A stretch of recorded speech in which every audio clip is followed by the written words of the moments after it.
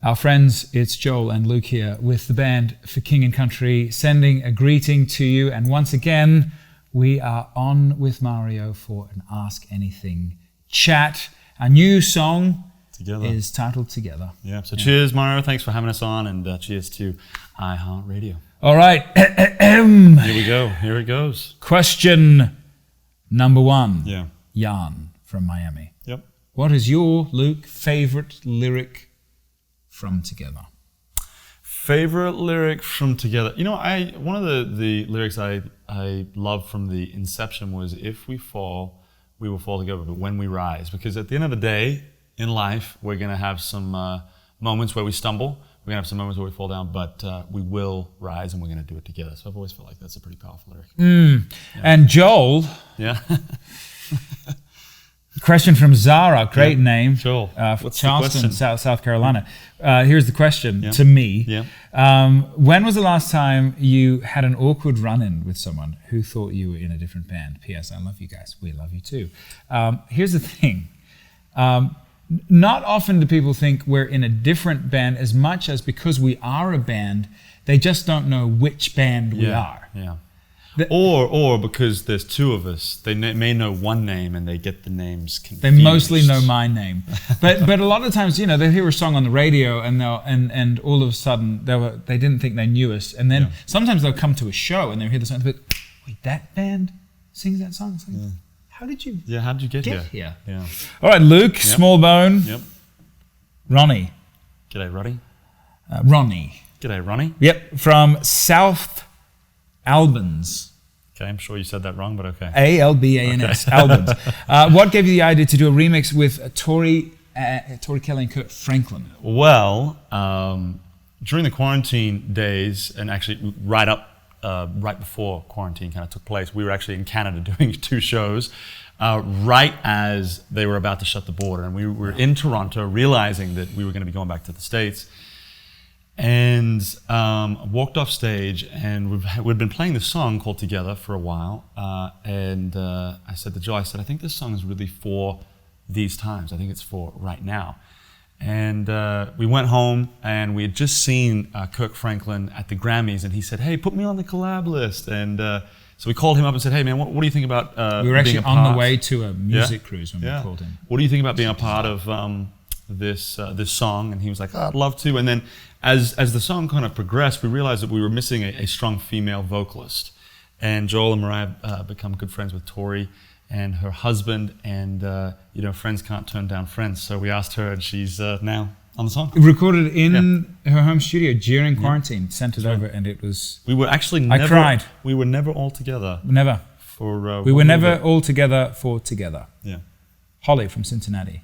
To Joel. What's for me? What's the cheat code to making such awesome music, guys? Hey, thank you, Holly. I'm glad you think there's a cheat code. I wish there was a cheat code. Hey, look, Together is a great example. That song we pined over for, it was almost 2 years in the end. It was a long, arduous road. I think the cheat code, if there could be a cheat code, it would be this: staying with it. If you feel like that, because you have that initial spark of inspiration, and you sense it, other people recognize it.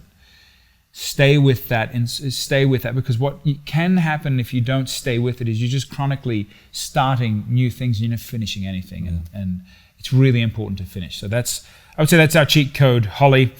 Blaze from Dallas. Yeah. We're gonna do a rapid fire here. Okay. What would you say is your biggest accomplishment, Luke? Biggest accomplishment? Yeah. Being in a band with his brother. Yeah, that would be one. Yeah, that we've been able to be in a band for a decade. For a decade as brothers. That would be one. You know, my wife, Courtney and I, we have 3 kids. I will say, when you get to kids to being like to 2 or 3 years old, you've done a lot of taking care of, teaching them how to survive, and you've survived yourself. So you know, that's 3 kids. We got another one on the way. So we're 3 down, 1 to go.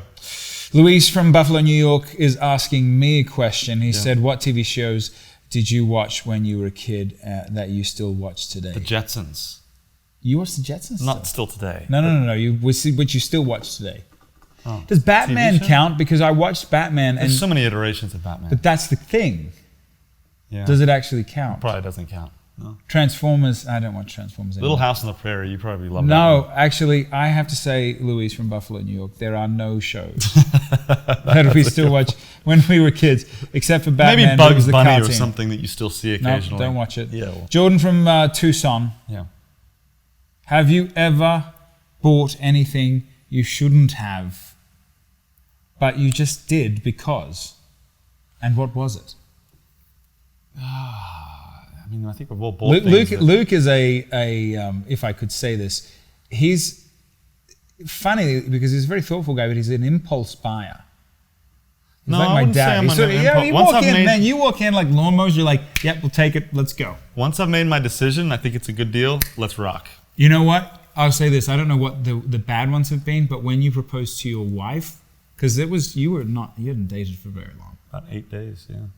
Oh, sorry. 8 months. 9 months. But the decision that I had made to marry her and then engagement was about 8 days. I did move very quickly from. Like ring. Yep, everything. Where'd you go to? Shane & Co. Got the ring. Shane & Co. I'm looking for an endorsement. Coldplay show you started dating 8 months or you got engaged. And I thought, man, that's pretty quick, but she's amazing. And they're amazing. And they have 3 kids and one on the way. Anyway. No, you had made an impulse maybe decision, but it was the right decision. Ashley from Nashville. Nashville, our American hometown.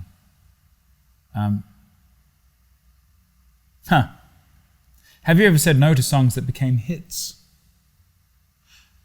I think she means writing them, but we write our own songs. We try to pick the ones that we think are going to be hits. Yeah. Well, there's one song that another artist released that we did work on that we neglected to really put on our own album, and there was a song called Messages. And Lecrae, a rapper, he released that as his song, and it did end up winning a Grammy Award. True. And story. if you go back and listen to the demo, it's very, very different in the tempo, the verses, and so some friends of ours kind of went in there and feng shuied it and made it into a song that was... Interesting enough, we were never in the same room. We'd never met each other, actually, before that. That's right. We know each other now, but not then. Last but not least, drum roll, please. Brooke from Louisville, just down the road, wants to know, when was the last time you saw a picture of the two of you that you actually liked? Well, I don't necessarily think that We posted one today. I don't necessarily look at a bunch of pictures and I'm just like, oh, look at that guy, he's terrible. Usually we're not throwing up pictures that we hate. Yeah. So we just did a photo shoot for this Christmas record, and we put up a picture of us smiling today. So a lot of pictures were very... We're actually happy people, but we don't smile much in photo shoots. My friends, that is it. We want to say thank you for joining us. Yeah. Thank you for listening to our new song together once again.